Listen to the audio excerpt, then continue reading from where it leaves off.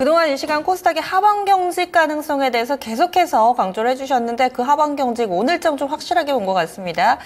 경직에서 여기서 이제 또 반등 움직임 코스닥은 이어질 수 있을까요? 맥을 짚어봅니다. 김봉만의 맥점 매매 지금부터 함께 해보시죠.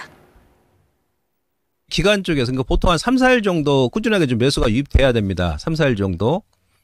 예, 그래서 그 지난 5월 달하고 6월 달까지의 코스닥 그 투자자별 매매 현황을 보시면 외인들은 계속 매수해요. 근데 외인들 매수했는데 특히 6월 달은 이제 알테오젠을 많이 매수했다 그랬잖아요. 약간 편식을 했다. 예. 근데 오늘 이제 첫날도 외인들 뭐 소액입니다만 일단 매수했고, 일단 기관 쪽에서 지난달은 8,600억 매수했는데 기타 법인하고, 근데 기관만 일단 보겠습니다. 예, 오늘 한 1,140억 정도, 1,000억 넘게 일단 매수했죠. 7월 달에. 예, 그리고 이제 지난달에 기관 쪽에서 8,000억 넘게 매도하면서 코스닥 지수를 그 직전 저점까지 밀었잖아요. 요거 이제 이번 주까지 봐야 됩니다. 과연 이 라인을 지지해 줄 것이냐, 쓰리바닥 요 구간을 지지해 줄 것인지, 예? 지지해 줄 것인지 기관들 매수하면서. 근데 여기서 이제 기관 쪽에서 지금 8,000억, 9,000억 가까이 때렸기 때문에 여기서 외인들만 변심을 안 하면, 외국인들만 변심 안 하면 여기서 이제 쓰리바닥 주고 터닝 포인트를 찾아 나갈 가능성이 높겠다. 이렇게 볼 수 있겠습니다. 아시겠죠? 거래소 같은 경우는 원래 이번 주에 좀 눌림을 주는 게 좋아요. 거래소는. 그죠? 거래소는 이번 주에 조금 눌림을 주는 게 좋습니다. 그래서 코스닥은 이번 주까지 쓰리바닥을 일단 지지해 주는지, 그러니까 기관 쪽에서 오늘 지금 1,000억 정도 매수가 오랜만에 들어왔는데 내일 또 바로 그냥 또 1,000억 매도 나와버린다. 그러면은 안 됩니다. 조금 관망하셔야 되겠죠. 내일까지 일단 수급 들어온지 여부를 보시고, 그다음 이번 주에 이제 글로벌 요거 잠깐 설명드릴게요. 요것도 중요하니까. 예, 오늘 그 중국의 차이신 제조업 PMI 발표 있지 않습니까? 그러니까 지금 이번 주에는 5일날 금요일날 이제 미국의 6월 고용 보고서, 그다음에 실업률, 시간당 임금 요거 외에는 특별한 건 없어요. 예, 오늘 이제 중국의 차이신 제조업 PMI가 요것도 상당히 긍정적입니다. 예, 3년 만에 최고치를 기록했다. 3년 만에. 3년 만에 최고치를 기록했다.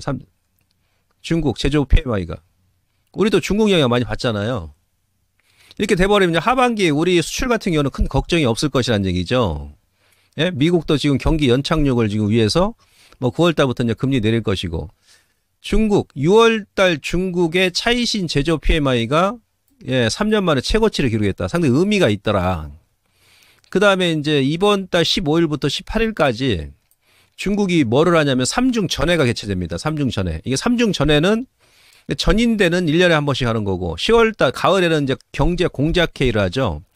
경제 공작회의에서 스케치한 정책을 매년 3월달에 이제 전인대에서 양해해서 일단 확정하는 거고, 요 3중 전에는 4년에 한 번씩 개최되는 거예요.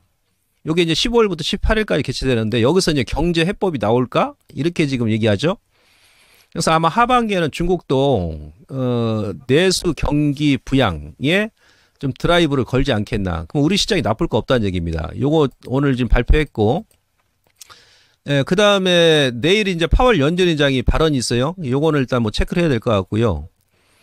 그 다음에 미국 같은 경우는 수요일 같은 경우는 조기 마감입니다. 1시에 마감하고, 예? 1시에 마감하고, 그 다음에 내일 우리나라 이제 소비자 물가지수. 요게 이제 왜 중요하냐면 내일 그 소비자 물가지수 발표가 있는데 6월달. 예, 소비자 물가지수가 전월 대비해서 낮게 나온다 그러면 우리나라 같은 경우도 이미 캐나다 중앙은행, 스위스 중앙은행, 그다음에 ECB, 유럽 중앙은행에서 금리 인하를 했기 때문에 혹여라도 우리가 미국보다 연준보다 먼저 금리 인하할 수도 있다는 얘기입니다. 예, 그래서 내일 그 소비자 물가지수 물론 제가 이제 체크를 해드리겠습니다. 요거 한번 보시고, 그다음에 이제 목요일 같은 경우는 미국이 휴장이죠, 휴장. 이때 이제 영국이 또 총선이 있어요. 올해 전 세계적으로 총선이 선거가 엄청 많습니다. 원래 짝수년도에 선거가 많아요. 다행히도 이제 그 주말에 그 30날 프랑스 1차 총선이 있었는데 역시나 극우 정당이 압도적으로 일단 승리했습니다. 오늘 그 환율 시장에 큰 영향 안 미쳤어요. 다행히도. 미리 이제 반영돼서 그런지 모르겠습니다만은 영국 총선 같은 경우는 이건 이제 큰 변화는 없을 것이고, 금요일 날 여기 있습니다. 금요일 날. 근데 삼성전자 실적이 있죠. 삼성전자. 예, 매출액이 73조 원 예상치가, 영업이익이 8조 3천억. 작년 대비해서 매출액은 작년 1분기 삼성전자 매출액이 60조 원이었죠. 영업이익 한 6천억인데 실적 발표하고 나면 삼성전자 한번 누를 수 있어요. 보통 삼성전자는 실적 발표하거나 한번 누릅니다. 거기서 단기 차익 매물이 나오기 때문에. 예, 하반기에는 삼성전자가 반도체 끌고 간다 그랬습니다, 여러분들. 반도체가 끌고 가고 조선이 밀고 2차 전지가 밀어주고 제약바이오가 예, 뒤에서 불을 붙여준다. 요게 이제 하반기 핵심 전략입니다. 그래서 삼성전자를 만약에 실적 발표하고 눌러준다 그러면 매수 땡큐. 하이닉스 쪽에서 이제 한미반도체 쪽에서 삼성전자로 이제 이동하셔야 된다. 이렇게 말씀 먼저 드릴 수 있겠고요. 그다음 아까 그 수급 제가 말씀드렸지 않습니까? 자, 미국 시장에 변화가 나타났다. 무슨 변화? 자, 상반기 여러분들 보시면 우리 시장도 상당히 찌글찌글했죠. 코스닥 거의 뭐 안 움직였죠. 1월부터 6월까지 상반기 동안 손가락 빨고 있었다. 손가락. 그 우리만 그런 게 아니에요. 상반기 그러니까 1월부터 연초부터 6월까지 미국 시장의 그 4개 지수를 보게 되면 나스닥은 한 20% 올랐어요. 20%. 그러니까 연초 대비 20% 오르고 S&P는 한 15% 올랐습니다. 500 지수는. 다우 지수는 3% 오르고 널쉘 2000 지수. 이 널쉘 2000 지수가 우리 시장에 가장 영향을 많이 주거든요.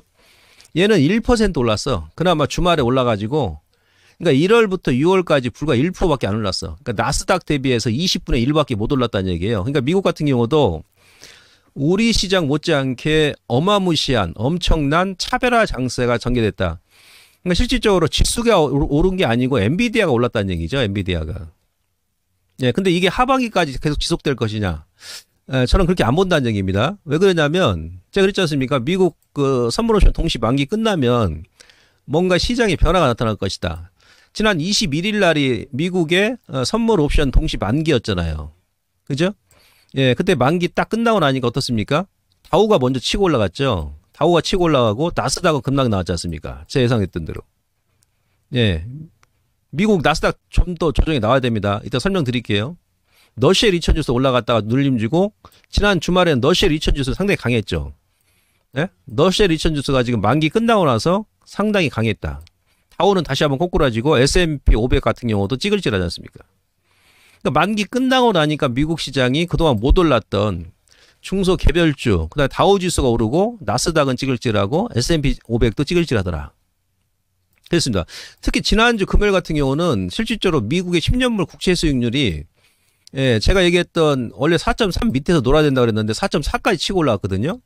근데 2년물은 안 움직였어요. 거의. 10년물만 지금 4.4까지 올라왔는데 보통 이게 10년물 국채 수익률이 이렇게 올라가게 되면 너쉘 2000 지수 바로 빠져야 됩니다. 빠져야 되는데 금요일 날 너쉘 2000 지수가 가장 많이 올랐단 말이에요. 이건 이제 뭘 의미하냐면 그래. 야, 어차피 이제 금리 인하 할 거야. 9월 달에. 지금까지 이제 그렇게 했으면 됐지 뭘 또 여기서 더 빠져 새삼스럽게. 상반기 동안 큰형인 나스닥은 1월 달부터 큰형님은 20% 올랐는데 나는 1%밖에 못 올랐어. 뭐 뺄 자리도 없어 이제. 지난번에 그랬잖니. 김홍만이가 대형주 지수 대비해서 소형지수 상대 비율을 차트 보니까 아니 세상에 대형주가 이렇게 치고 올라가니까 소형주는 뭐 아무 죄도 없이 그냥 빼버린 거예요. 이게 수급적인 논리 때문에. 수급 블랙홀 현상 때문에. 아무 죄도 없는데 종목군들이. 예.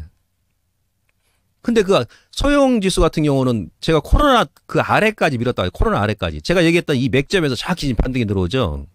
이거 돌려서 얘기하면 무슨 얘기다? 이제 미국의 똘똘한 가치주, 소형주 같은 경우도 코로나 때도 엄청난 기회였습니다만은 지금은 코로나 때보다 더 뺐기 때문에 예. 그때보다는 더 큰 기회라는 얘기죠.